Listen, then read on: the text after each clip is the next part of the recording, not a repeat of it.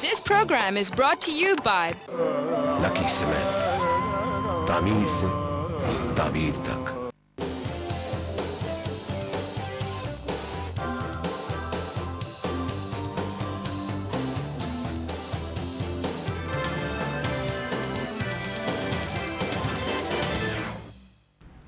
This is Business Plus and you are watching the Market Show. I am your host Tariq Khan Javed.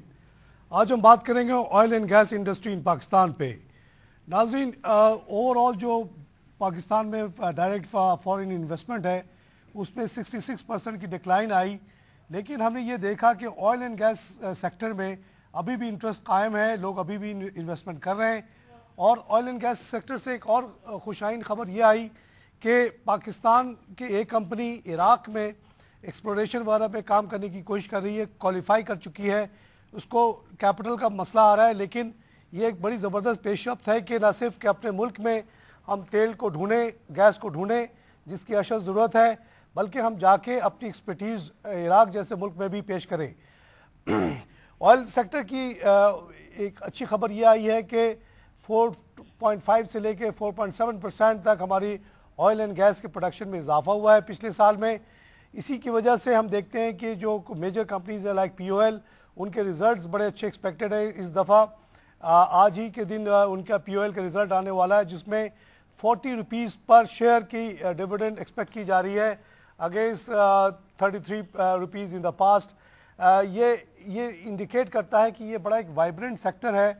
इसी पे हमारी कौम का बहुत बड़ा इन्हिसार है। ऑयल एंड गैस पाकिस्तान में कहते हैं बड़ी मकदार में मौजूद है, लेकिन हम उसको निकाल नहीं पा रहे हैं due to lack of capital, due to lack of attention on this area. इसके बावजूद कुछ जॉइंट वेंचर्स की मदद से MOL और दूसरे लोग आ रहे हैं, छोटी छोटी जगहों पे बड़े बड़े कोशिश उनकी जारी है, छोटे छोटे फाइंडिंग्स हो रही हैं।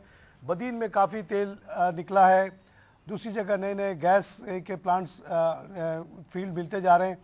लेकिन यहाँ पे जो इस कैपिटल इंटेंसिव इंडस्ट्री में फॉरेन इन्वेस्टमेंट की बहुत बड़े रकम की ज़रूरत है, क्योंकि हमारी जो लोकल कंपनीज हैं PPL, POL वगैरह, उनके पास वो रिसोर्सेज नहीं है कि जो पाकिस्तान की जो पोटेंशियल है इतनी बड़ी उसको एक्सप्लोर कर सकें। इंटरनेशनल कंपनीज पाकिस्तान में क्यों नहीं आती, आपको सबको पता है उसके वजूहात। लॉ एंड ऑर्डर का इतना बड़ा मसला है। हमारे पास जैसे कि फाटा के इलाका है, वहाँ बहुत ज़्यादा तेल और गैस पड़ा हुआ, वहाँ हम पाकिस्तानी कंपनीज नहीं जा पाते तो बाहर की कंपनी क्या आएंगी। इसी तरह नॉर्थ वेस्ट फ्रंटियर प्रोविंस ये पख्तूनख्वा में, बलूचिस्तान में बहुत तेल गैस पड़ा हुआ है, लेकिन due to law and order situation वहाँ हम जा नहीं सकते, वहाँ एक्सप्लोरेशन नहीं हो रही। इसी वजह से हमें एक बड़ा अभी तकलीफ़दा सूरत हाल से हम गुजर रहे हैं कि इतनी ज़्यादा हमारे पास एनर्जी की शॉर्टेज हो गई है जिससे हमारी तमाम इंडस्ट्रीज़ वगैरह बैठ रही हैं।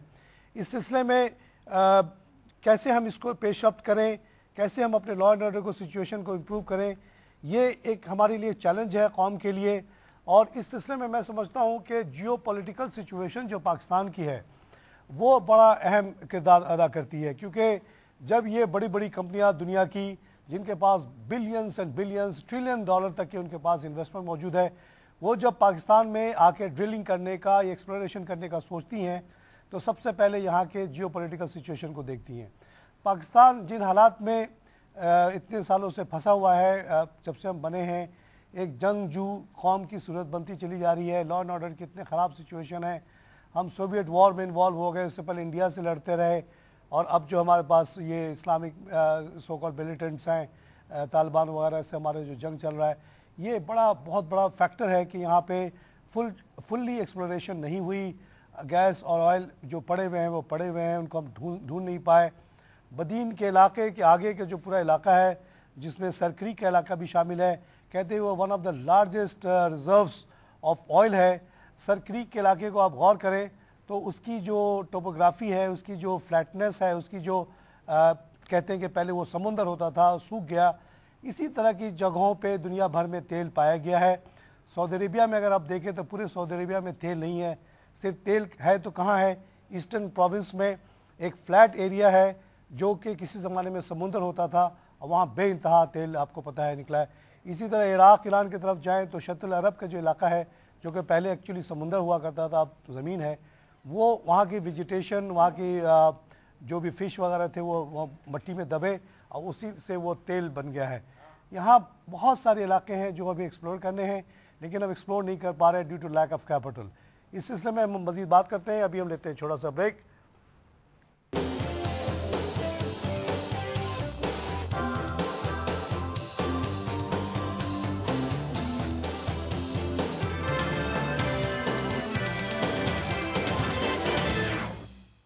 This program is brought to you by Lucky Cement, तामीर से ताबीर तक। This program is brought to you by Lucky Cement, तामीर से ताबीर तक।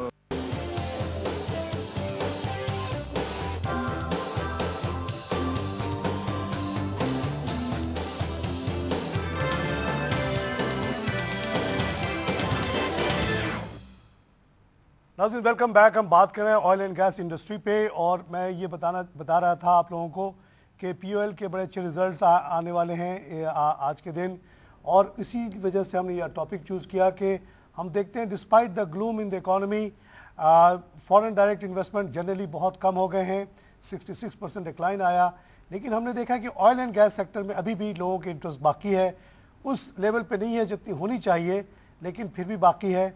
और एक और खुशहाइन बात मैंने आप लोगों को सुनाई थी कि अब वो स्टेज आ रहा है कि पीपीएल जैसी कंपनी इराक में काम करने का सोच रही है to help exploration. Already pre qualify कर चुकी है, उसको कैपिटल की ज़रूरत है, ज़रूरत पड़ेगा तो वो जॉइंट वेंचर करेगी किसी के साथ और मिल के काम करेंगे। एक बात जो मैं एम्फेसाइज करता रहा कि पाकिस्तान में प्रॉब्ली बहुत ज़्यादा गैस एंड ऑयल है, लेकिन इसकी सही डिस्कवरी इसलिए नहीं हो पा रही कि हम इंटरनेशनल कंपनीज़ को, बड़ी बड़ी कंपनीज़ को अट्रैक्ट नहीं कर पा रहे। यही चीज़ प्रॉब्ली हमारे कोल पे भी अप्लाई होती है। बहुत ज़्यादा एम्फेसिस देने की ज़रूरत है। As a former banker working in the Middle East में एक बात बता सकता हूँ कि ये इतना कैपिटल इंटेंसिव इशू है, बिज़नेस है, कि जब मैं सऊदी अरेबिया में काम कर रहा था as a banker, Saudi Arabian government को मजबूर होना पड़ा 2 बड़े कंसोर्शियम बनाने के लिए, बड़ी बड़ी ऑयल कंपनीज़ के, जिसमें मोबिल लिंक, एक्सॉन, सारी कंपनी मौजूद थी। वो भी एक कंपनी पूरा ये नहीं कर सकती थी। जब उन्होंने डिसाइड किया कि ईस्टर्न प्रोविंस यानी जद्दा वगैरह के एरिया को फिर से देखा जाए कि शायद वहाँ तेल तो नहीं है, इसी तरह रियाद का पूरा एक ब्लॉक बनाया।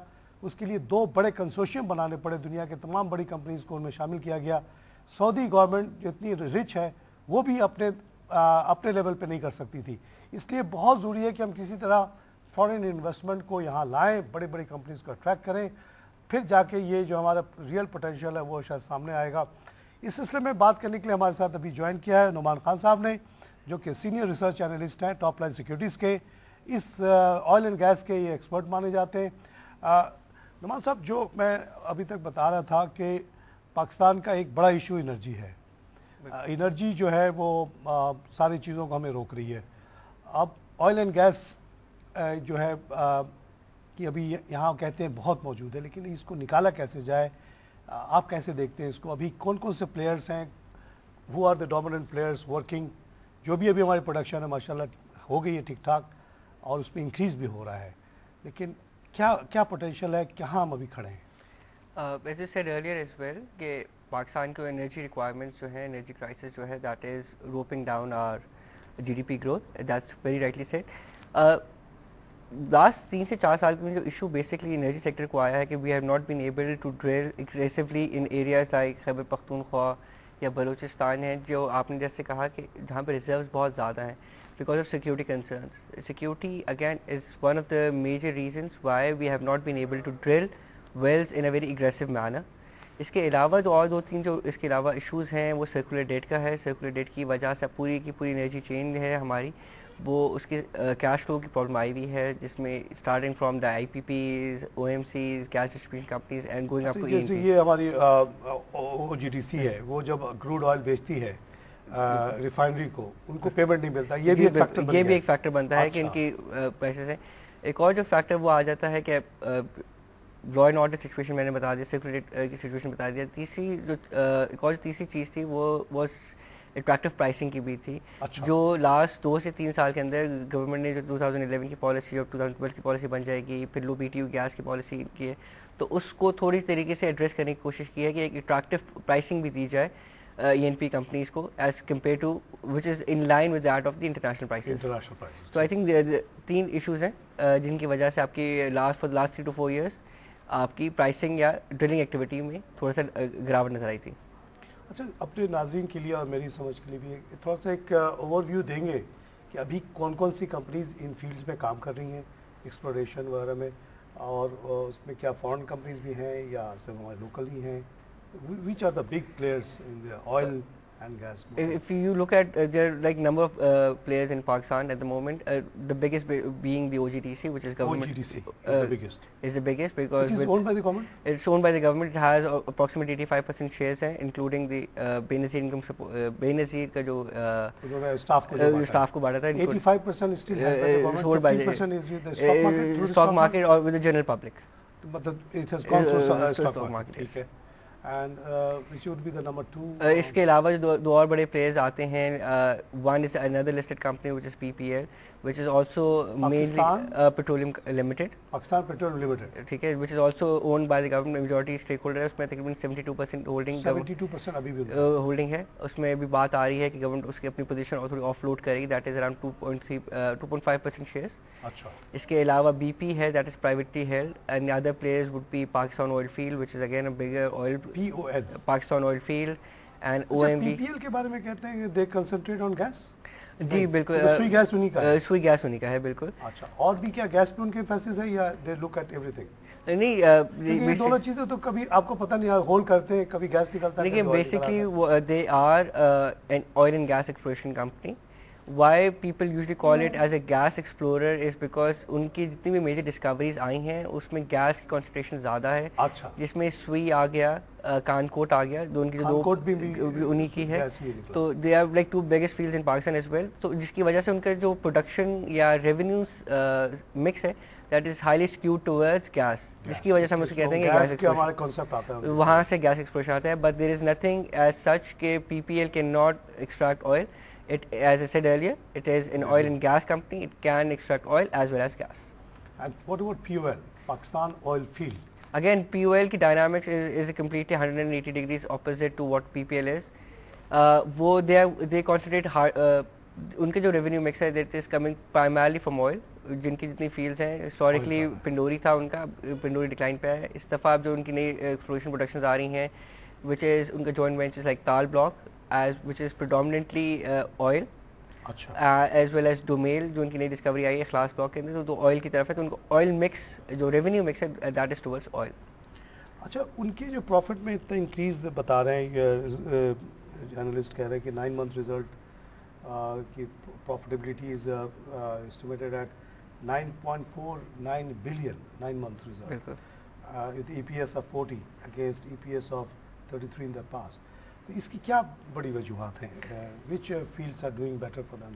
इसमें फील्ड्स में से ऐसे प्रोडक्शन में तो उनकी ऐसे देखेंगे तो ग्रोथ नहीं आ रही। या ये जनरल प्राइस ऑयल इंक्रीज की वजह से? 2-3 जो रीजंस हैं उसमें से एक ये है कि जो फेवरेबली जो फैक्टर किया है that is the higher oil prices as well. Oil prices last year जो थी 90s के एवरेज में थी पूरे साल में, अभी दैट इज अरब लाइट की जो मैं बात कर रहा हूँ, बिकॉज पाकिस्तान रेलिवेंट वही होता है, तो Arab light is averaging around like 120, तो उसकी वजह से उसको पॉजिटिव इम्पैक्ट आया है ऑन POL। थोड़ी सी 2-3 फील्ड जिनकी वजह से प्रोडक्शन एनहांसमेंट भी आई है, जिसमें मंजिलाई एक फील्ड है उनकी, मंजिलाई हो गया, तो मंजिलाई, मकोरी, ताल ब्लॉक, इसका भी अपने एक फैक्टर प्ले कर रहा है। But predominantly that is the oil factor that is coming to play. इस रिपोर्ट में लिखा मंजिलाई, अधी एंड दुलान, बिल्कुल they have done well, and डोरमेल 1 Domain 1 is the new field that has come online, तो उसका फुल इम्पैक्ट, उसका भी इम्पैक्ट आ रहा है। अच्छा, ये आपने जो कहा कि ये इनका जो इम्पैक्ट पड़ता है, ये ज़्यादा जो आप कह रहे हैं कि किन चीज़ों से ज़्यादा इनको इम्पैक्ट पड़ता है? प्राइस तो आपने बताया कि एक फैक्टर है, लेकिन जैसे ये डिस्कवरीज जो होती रहती हैं इनमें ये जो रेशो है पाकिस्तान का इन ऑयल कंपनीज का कैसा है compare to the rest of the Pakistan का कंपैरेटिवली जो सक्सेस रेशियो माना जाता है वो कंपैरेटिवली बहुत अच्छा है. That is 1 to 3 every 3 exploratory well drill उसमें से एक डिस्कवरी होती है. तो दैट्स वर्ल्ड स्टैंडर्ड क्या है? दैट इज 1 to 7 का एक स्टैंडर्ड है. 7 का? जी बिल्कुल. 7 के बजाय हमारे यहाँ 1 to 3 का स्टैंडर्ड है. इसमें थोड़ा सा फ़ायदा हमारी ये है डिस्कवरी भी अच्छी है, डिस्कवरी रेशियो भी अच्छे है. फिर उसके बाद जो हमारी ड्रिलिंग एक्टिविटी है वो थोड़ी कॉन्सेंट्रेटेड भी होती है. अभी हम लोग थोड़ा सा एक्सटेंसिव या बिकॉज वी आर यानी हमारी जो ड्रिलिंग डेंसिटी है वो बहुत कम है पाकिस्तान में. तो वी एट द मोमेंट जितनी भी हम लोग ड्रिल कर रहे हैं वो ऑलरेडी पॉजिटिव एरियाज में कर रहे हैं जहाँ से सक्सेस के चांसेस ज़्यादा हैं. तो इसलिए भी that's one of the factors which is cultivating into higher. अच्छा, ये 3 कंपनीज तो आपने बता दी. What about foreign operators? MOL एक कंपनी है, मैंने उसको कई जगह देखा है तेल निकालते हुए. What is that company? MOL again Pakistan में यूजुअली जो प्रोडक्शन होती है that is in joint ventures in the form of joint ventures. As you said earlier as well, it's a very high capital intensive industry. So just to diversify आपका जो financial risk होता है तो usually companies opt for a joint venture. तो इसमें MOL एक बड़ी company है जो ताल ऑपरेट कर रहा है. तो ताल उनका है? ताल ब्लॉक उनका है. तो ताल वो उसमें वो ऑपरेट कर रहे हैं अभी. Tal block is near Kohat region. हाँ, I've been there. I saw 3, 4, 5 जगह मैंने देखा. वहाँ से 6 फील्ड एक्सप्लोर करें. When you go from Kohat to Thal, बिल्कुल, that's where it is located. अच्छा, that's a big field. उसमें ब्लॉक के अंदर 6 फील्ड हैं. तो that is success ratio 6 field drill की थी उन्होंने और 6 की 6 सक्सेस निकली हैं वहाँ पे. अगेन उसकी जो मेजर फील्ड्स आ रही है, मंजिलाई आ रही है. मंजिलाई इज प्रोड्यूसिंग. मंजिलाई के अलावा Makori again is a very good field है एज वेल. अभी जो फ्यूचर जो फील्ड्स आ रही हैं उसमें मकोड़ी ईस्ट है which is expected to come on line by first quarter next fiscal year. तो अगर वो आ जाए तो that will be adding another 5,000 barrels to expected to add 5,000 barrels to oil production. Other than MOL, which other foreign companies are working? There is another BP हुआ करती थी जो आप जिसने अपना स्टेक कर दिया है, सोल्ड ऑफ कर दिया. That's another big company as well. British Petroleum होती थी. अब सिंगापुर की कंपनी है उसने टेक ओवर कर लिया उसे बिकॉज ऑफ द इंटरनेशनल जो सिचुएशन जो उनकी वजह से थी. इसके अलावा there is another OMV is another good company as well. OMV ये कहाँ की है? OMV again is an Australian company. अच्छा. And ENI is another. ENI भी कंपनी है? जी बिल्कुल. ये फ्रेंच है ना? ये इटालियन है. इटालियन है. अच्छा, ठीक है. तो ये लोग सब मिलके जॉइंट वेंचर्स के जरिए काम करते हैं. इसी तरह शायद पाकिस्तान जो है इराक में इन्हीं किसी कंपनी को PPL जो है शायद ज्वाइन कर लेगा एज ए वेंचर. बिल्कुल. यहाँ से मैन पावर और ये वो और शायद वो लोग अपने टेक्निकल चीज़ें इस तरह से उसमें जहाँ तक हमारी इनिशियल अंडरस्टैंडिंग है उसमें PPL would be non operating joint venture. अच्छा, वो होगा. दैट मीन्स ऑपरेशंस जो होंगे उस field related would be to the its joint venture. इसमें ये नॉन ऑपरेटिंग ही रहेगा. बट अगेन उस वहाँ तक जाने से पहले आई थिंक गवर्नमेंट अप्रूवल्स बहुत इंपॉर्टेंट होते हैं because you are investing it's a very cap as a. उन्होंने शायद $100 मिलियन मांगे थे. मिनिस्टर फाइनेंस ने फौरन ही मना कर दिया उनको. नहीं, मना नहीं किया उन्होंने. I think that's a regulations में इट हैज रिविजिटिंग. हमारे पास कहाँ से? नहीं, पैसे की बात नहीं है. ऐसा रिविजिट करने की बात है. उन्होंने रिविजिट किया था कि रूल्स को रिविजिट करें. जो हमारे अप्रोप्रिएट रूल्स हैं ऑफ इन्वेस्टिंग अब्रॉड. तो मिनिस्टर पेट्रोलियम को कहा गया सो दैट उसके लिए कोई क्या कहते हैं उसमें कोई फ्रॉड ना आए. यानी कोई फ्रॉडलेंट एक्टिविटी का. हम लोगों ने अखबार में जो पढ़ा कि मिनिस्टर फाइनेंस ने कहा हम कहाँ से देंगे भाई 100 मिलियन. नहीं, वो डेफर कर दिया था. जो ECC के उसमें डेफिनेटली आया था तो वो डेफर कर दिया गया था. ओके. नुमान साहब यहाँ पे ब्रेक लेते हैं. नाज़रीन भाई छोटा सा ब्रेक के बाद फिर हाजिर होते हैं.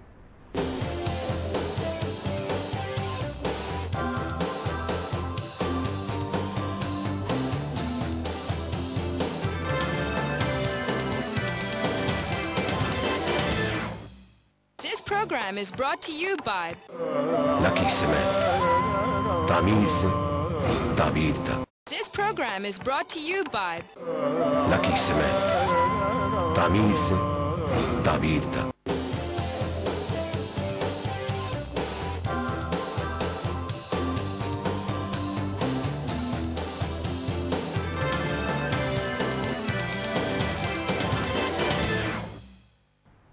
नाज़रीन वेलकम बैक. हम बात कर रहे हैं oil and gas industry of Pakistan पे. हमारे पास नुमान खान साहब मौजूद है, टॉप लाइन सिक्योरिटी से सीनियर एनालिस्ट हैं. नुमान बता रहे थे कि बेसिकली पाकिस्तान में 3 कंपनीज हम आसानी से गिन सकते हैं, OGDC, POL, PPL, which are mostly owned by the government. यही इस वक्त जो है एक्सप्लोरेशंस कर रहे हैं, यही एक्टिविटी कर रहे हैं, और ये अक्सर जो है जॉइंट वेंचर करते हैं फॉरेन कंपनीज है। फॉरेन कंपनीज में जो नाम आए वो MOL है, ENI है, BP है और OMV है। बहुत ज़्यादा नहीं है, बहुत ज़्यादा हो सकते हैं due to political situation.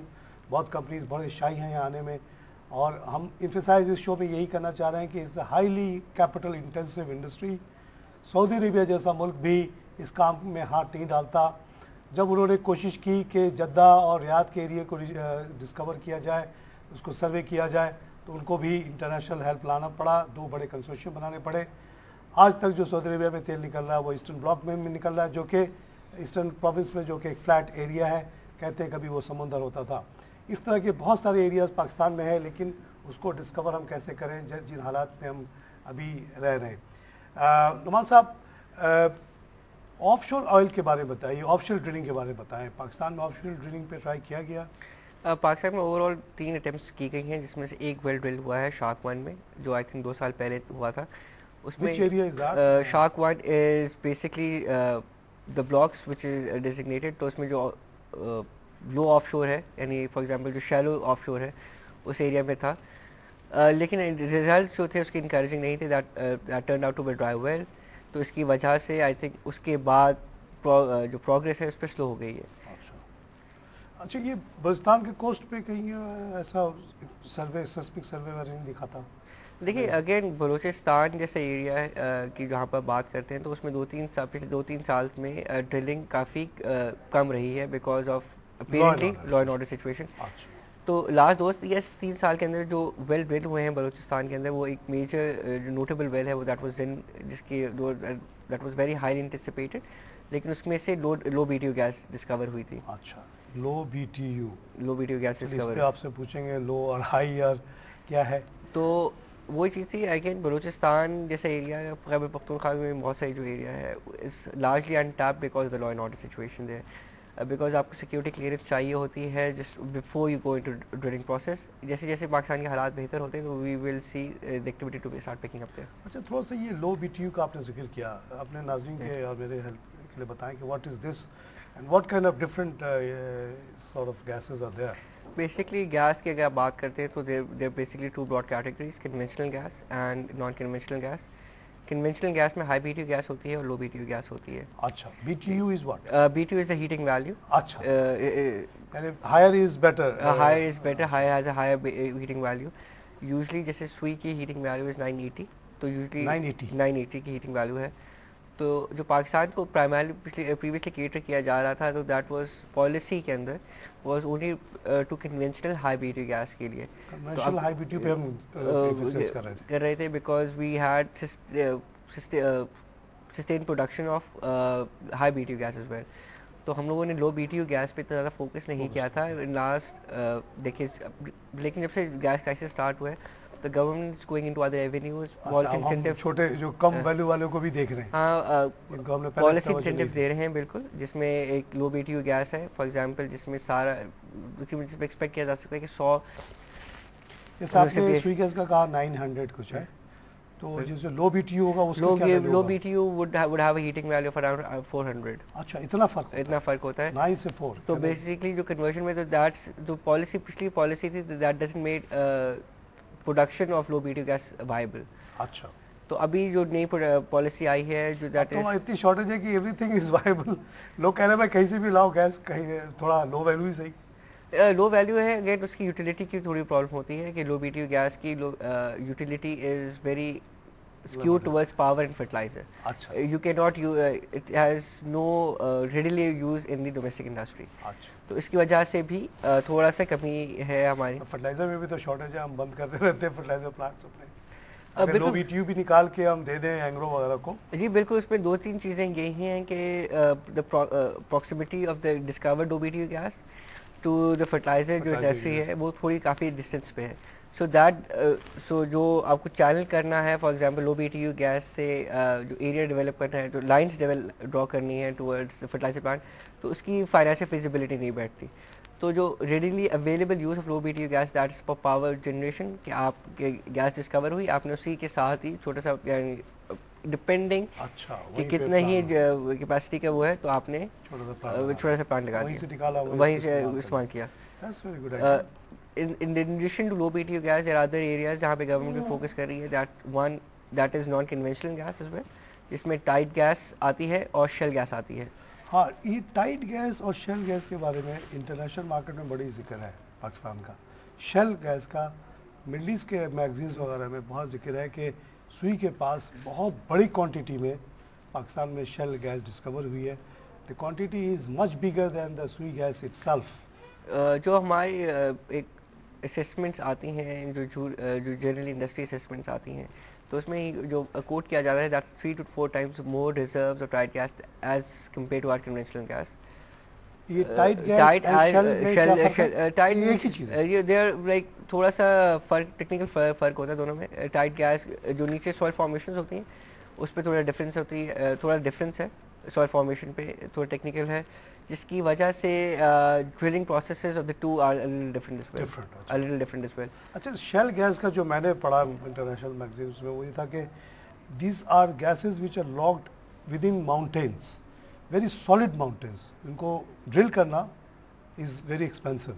True that. And very technical. Very technical. Again वो जो होती है कन्वेंशनल गैस होती है, बात जो कहती है, तो उसके लिए हमारी सिंपल स्ट्रेट हॉरिजॉन्टल ड्रिलिंग होती है. नॉर्मल टाइट गैस मट्टी होती है या थोड़ा बहुत रेत होता है या थोड़े बहुत आपको रॉक्स का वो होता है, लेकिन ये है ही एकदम सॉलिड रॉक के अंदर. तो टाइट गैस के लिए या अब शेल गैस के लिए there what people usually do is, जो ड्रिलिंग करनी होती है हाइड्रोलिक फ्रैक्चरिंग करनी होती है. हाइड्रोलिक होती है. Hydraulic fracturing as well as because you need to break the stones, और या वर्टिकल ड्रिलिंग होती है. तो दोनों चीज़ें which is non conventional gas तभी से कहते हैं कि अनकन्वेंशनल ड्रिलिंग चाहिए होती है. तो अगेन पॉलिसीज़ हमारे पास अवेलेबल नहीं थी to attract gas. For example again if I want to put more money I need to get a better price for it as well. तो अभी government as I said earlier is focusing on low BTU के avenue की तरफ भी, and now government is also focusing on tight gas. Tight gas की policy approve हो चुकी है. अच्छा. शेल गैस की पॉलिसी अप्रूवल अभी इन प्रोसेस है. अच्छा, तो ये जो हम एनर्जी क्राइसिस देख रहे हैं कि अगर हम पॉलिसीज़ तब्दील करें और रेट्स थोड़े बेहतर देना शुरू कर दें तो we have a potential to discover all this. जैसा कि शेल गैस का मैंने जो बाहर पढ़ा यहाँ उसके बारे में कोई इतना जिक्र नहीं आया, probably because we think it's too expensive to take out.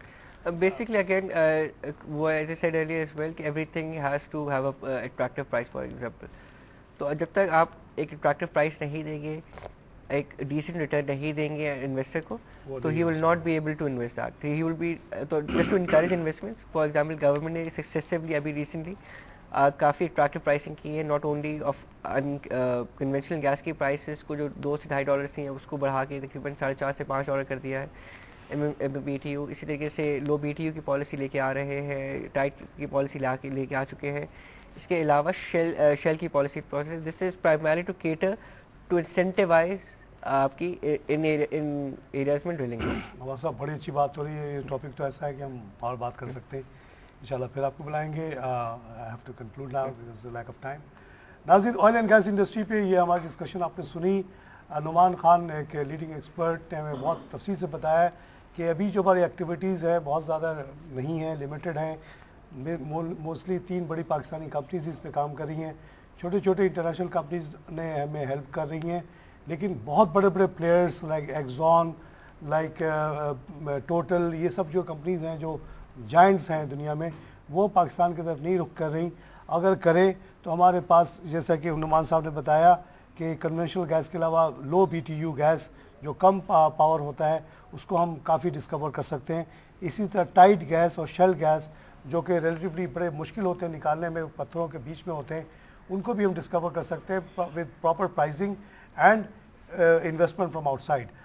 जो इस पूरे इस डिस्कशन का आज का जो वो है कंस्ट्रेंट जो हम देख रहे हैं ऑयल एंड गैस सेक्टर में, वो है involvement of major companies of the world in Pakistan.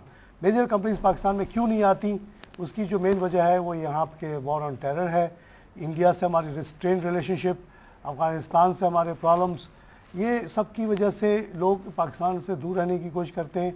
अगर ये मामला हम अपने आपस के तय कर लें जैसे कि इंडिया के साथ बड़ी तेज़ी से खुदा का शुक्र है कि हो रहा है कि अब हमने देखा कि वाघा बॉर्डर पे इंडिया के 2 बड़े मिनिस्टर्स और पाकिस्तान के 2 मिनिस्टर्स खड़े हुए और वाघा बॉर्डर को इतनी फैसिलिटी डिक्लेयर की गई है। इसी तरह नवाज शरीफ साहब का कल का बयान बहुत ही ज़्यादा खुशाइन है कि उन्होंने कहा कि let's take out the forces from Siachen unilaterally, India करे ना करे हमें कर देना चाहिए। इस तरह के अगर हमारे लीडर्स बोल्ड डिसीजन लें, इंडिया भी मजबूर हो जाएगा सियाचिन से अपनी फ़ौज को हटाने के लिए। इसी तरह सर क्रीक का मसला, जहाँ कोई फ़ौजी नहीं खड़े हुए, कोई आबादी नहीं है, उसका 99% टेक्निकल डिटेल्स तय हो चुके हैं। सियाचिन के भी 99% डिटेल्स मुशर्रफ के दौर में तय हो चुके थे। इन दोनों पर अगर पेशरफ्त हो जाती है, जरदारी साहब खुद ज़ाती तौर पे बड़े कीन इन चीज़ों पे, तो इंडिया से हमारे रिलेशनशिप बेहतर होंगे। वॉर ऑन टेरर जो हम चल रहे हैं वो भी कंक्लूजन की तरफ जा रहा है। इसके बाद जो है ना आप देखेंगे कि बड़ी ज़बरदस्त इन्वेस्टमेंट पाकिस्तान में आएगी, क्योंकि नुमान का कहना है कि बहुत ज़बरदस्त यहाँ 3-1 का रेशियो है कंपेयर टू 7 वगैरह का दूसरे मुल्कों में। तो they have big interest to come into Pakistan. All we have to do it, put our house in order, have good relationship with the neighbours, concentrate on prosperity, job creation, energy sufficiency. इस पे हम जोर दें, हम अपने बाकी चीज़ों को छोड़ दें तो हम इंशाल्लाह हम सही हो सकते हैं। हमारे प्रोग्राम के बारे में फीडबैक देना ना भूलिएगा। हमारे फीडबैक के लिए एड्रेस है feedback@businessplusTV.pk। इस पर आप हमें जैसे राइट देंगे, जिस तरह के हमें गाइड करेंगे, इसी तरह के हम प्रोग्राम बनाएंगे। इसी के साथ आज आपसे इजाज़त चाहता हूँ। खुदा हाफिज़।